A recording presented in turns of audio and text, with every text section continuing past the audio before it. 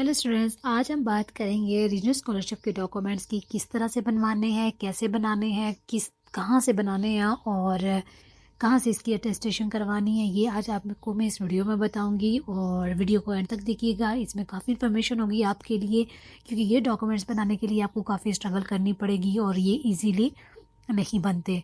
तो किस तरह से आपको जो है वो ये प्रोसेस करना है वो मैं आपको बताऊंगी। तो बेसिकली मैं आपको पहले बता दूं कि रीजनल स्कॉलरशिप होती क्या है। रीजनल स्कॉलरशिप को बोलते हैं, बेसिकली जो रीजनल स्कॉलरशिप होती है वो नीड बेस्ड स्कॉलरशिप होती है, जिसमें जो अपनी आप फाइनेंशियल पोजीशन जो है वो आपने लो बतानी होती है, मतलब अपनी गुर्बत दिखानी होती है, जिसकी बेस पर आपको स्कॉलरशिप मिलती है। उन्हें ये लगता है कि ये गरीब बच्चा है और ये पढ़ना चाहता है, लेकिन इसकी जो अपनी फाइनेंशियल कंडीशन है वो अच्छी नहीं है, तो उसकी बेस पर वो फिर आपको स्कॉलरशिप देते हैं।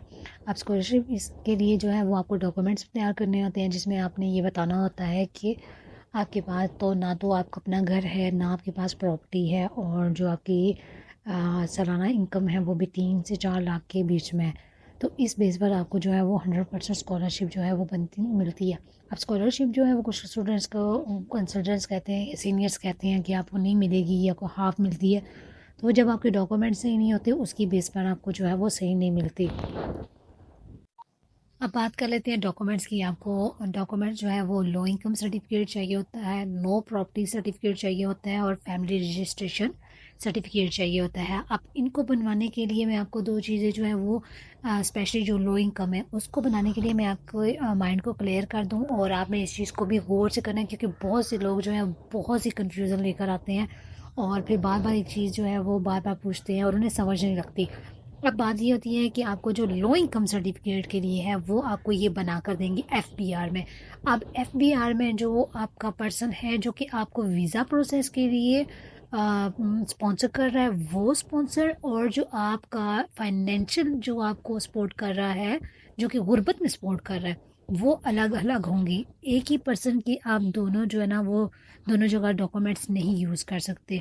अगर आप ऐसा करेंगे तो जो आप जब इसकी अटेस्टेशन करवाएंगे तो क्या होगा, आप मोफा से जब अटेस्टेशन करवाते हैं तो मोफा में क्यूआर कोड लगता है, तो जब वो वीज़ा फाइल के लिए जब आपके डॉक्यूमेंट चेक करेंगे तो आपका क्यूआर कोड जो है वो वहाँ पर शो हो जाएगा और आपके जो डॉक्यूमेंट्स हैं वो वहाँ शो हो जाएंगे और आपका वीज़ा जो है वो रिजेक्ट हो जाएगा। क्योंकि वो एक तरफ आप उसको जो है हाईली आप बता रहे होते हैं कि आप वेल्थी फैमिली से हैं, और एक तरफ आप जो है वो गुर्बत दिखा रहे होते हैं, तो इस तरह से ये आपकी रिजेक्शन का कॉज बन जाएगा।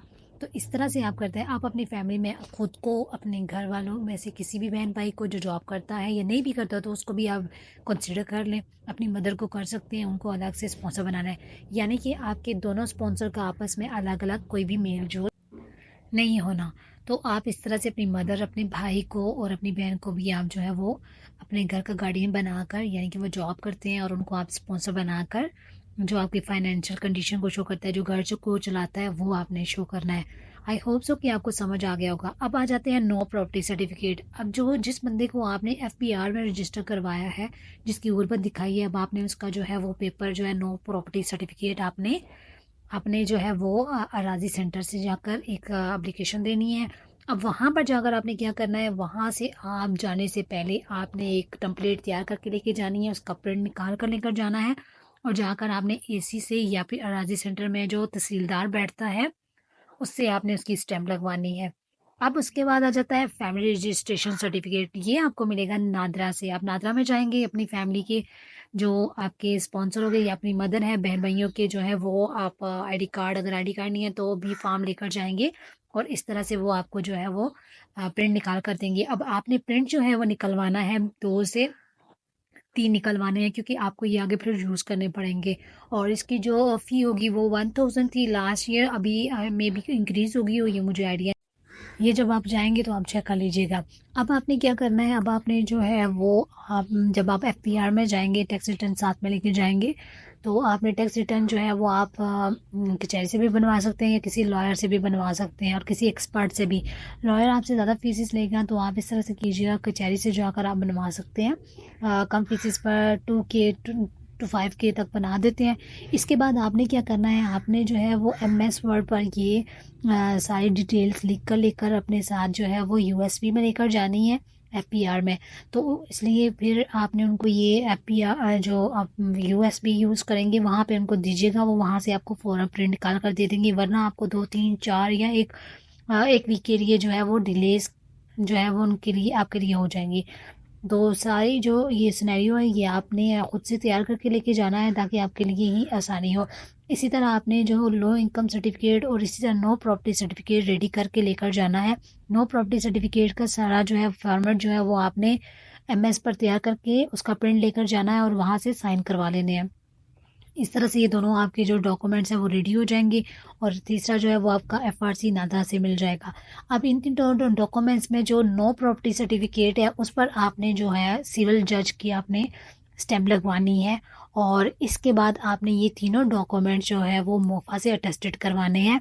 उसके बाद आपने ये डॉक्यूमेंट जो होते हैं वो आपने या तो आपका अगर कोई इटली में है स्टूडेंट तो आप उसके साथ रब्ता कर सकते हैं, अदरवाइज़ यहाँ पे ग्रुप्स में सर्विसेज दे रहे हैं, ग्रुप्स के लिंक्स जो है वो मैं आपको शेयर कर दूंगी, वहाँ पर आप जाकर जो है वो आप उनके थ्रू जो है वो उनकी फीसेस होती हैं अटेस्टेशन की वो आपसे लेंगे और आपके डॉक्यूमेंट अटेस्टेशन करवा कर आपकी यूनिवर्सिटी और आपके रीजनल जो ऑफिस हैं वहाँ पर सबमिट करवा देंगे। फिर जाके इनकी जो अनाउंसमेंट होती है वो अक्टूबर से लेकर दिसंबर तक होती है, और इस तरह से फिर आप अपनी लिस्ट जो है वो चेक करेंगे और इस तरह से आपकी जो स्कॉलरशिप है वो आपको मिल जाएगी। अगर इससे रिलेटेड अगर कोई भी आपको क्यूरी होती है तो आप मुझसे पूछ सकते हैं, अगर आपको कोई प्रॉब्लम हो रही है तो भी आप मुझसे रब्ता कर सकते हैं और कमेंट्स बॉक्स में पूछ सकते हैं। अपना बहुत सारा ख्याल रखिएगा। अल्लाह हाफिज़।